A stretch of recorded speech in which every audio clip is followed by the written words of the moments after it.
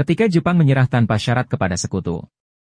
Perang Dunia Kedua yang dimulai tahun 1939 merupakan perang yang terjadi antara blok poros yang terdiri dari negara Jepang, Italia, Jerman, dan lain-lain, melawan blok sekutu yaitu Amerika Serikat, Inggris, Uni Soviet, dan lain-lain.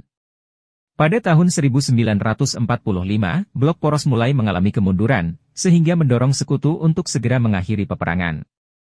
Bagi pemerintah Jepang, tahun 1944 merupakan titik balik bagi mereka. Amerika Serikat mampu mengalahkan Angkatan Laut Jepang di kawasan Samudera Pasifik, yang memaksa Perdana Menteri Jepang T.J. mengundurkan diri.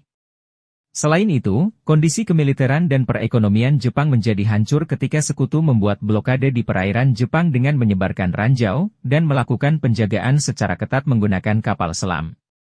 Ketergantungan bahan mentah dan minyak dari daratan Asia dan wilayah pendudukan membuat negara tersebut menjadi terpuruk. Pada tanggal 28 Juli 1945, Presiden Amerika Serikat, Harry S. Truman, Perdana Menteri Inggris, Winston Churchill, dan pemimpin nasionalis Cina Chiang Kai-shek menyusun deklarasi Potsdam yang berisi tuntutan dan persyaratan penyerahan Jepang terhadap sekutu.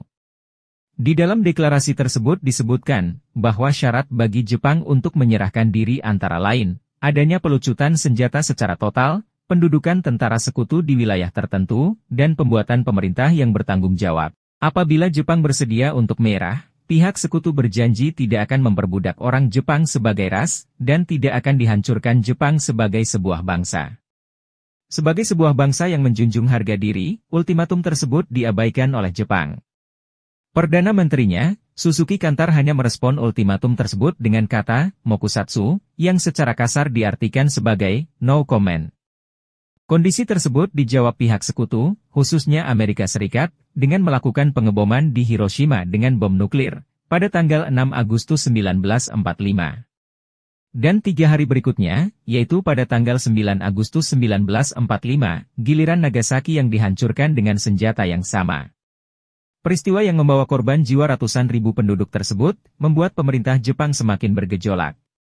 Tak ingin kerajaannya semakin hancur, akhirnya Kaisar Hirohito memerintahkan Dewan Penasihat Militer, untuk menerima syarat-syarat yang ditawarkan sekutu, dalam deklarasi Potsdam. Setelah berlangsung perundingan selama beberapa hari, akhirnya pada tanggal 15 Agustus 1945, Kaisar Hirohito menyampaikan pidato radio, atau siaran suara Kaisar. Dalam pidato tersebut, Hirohito mengumumkan kepada rakyatnya, bahwa Jepang telah menyerah kepada sekutu. Menyerahnya Jepang, berakibat pada hilangnya kedaulatan negara Jepang dan hilangnya negara jajahan. Pernyataan menyerahnya Jepang kepada sekutu secara resmi, baru ditandatangani di kapal perang USS Missouri di Teluk Tokyo pada 2 September 1945. Menyerahnya Jepang kepada sekutu mengakibatkan, terjadi kekosongan kekuasaan di Indonesia. Pada awalnya, berita menyerahnya Jepang disembunyikan oleh pembesar Jepang yang ada di Indonesia. Hanya saja, Sultan Syahrir, Wikana, Darwis, dan Hairul Saleh, berhasil mendengarkan pidato Kaisar Hirohito dari radio BBC. Melihat situasi dan kondisi yang terus berkembang dan berubah-ubah, para tokoh pemuda akhirnya berkumpul untuk mendesak pimpinan PPKI, agar segera memproklamasikan kemerdekaan Indonesia. Di kediaman Soekarno, sempat terjadi pertemuan dan perdebatan antara golongan muda dengan Soekarno-Hatta terkait waktu pelaksanaan proklamasi.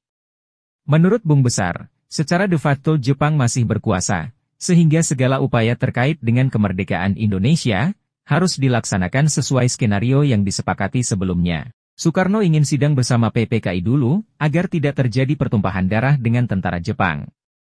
Karena rapat tidak bisa menghasilkan keputusan, akhirnya rapat dibubarkan. Tidak berhasil membujuk Bung Karno untuk segera memproklamasikan kemerdekaan, akhirnya beberapa tokoh pemuda seperti Sukarni, Wikana, dan Chairul Saleh yang tergabung dalam perkumpulan Menteng 31, menghadap Tan Malaka untuk berdiskusi. Akhirnya disepakati bahwa, Bung Karno dan Bung Hatta, akan diamankan ke Rengas Dengklok untuk sementara, demi menghindari pengaruh Jepang.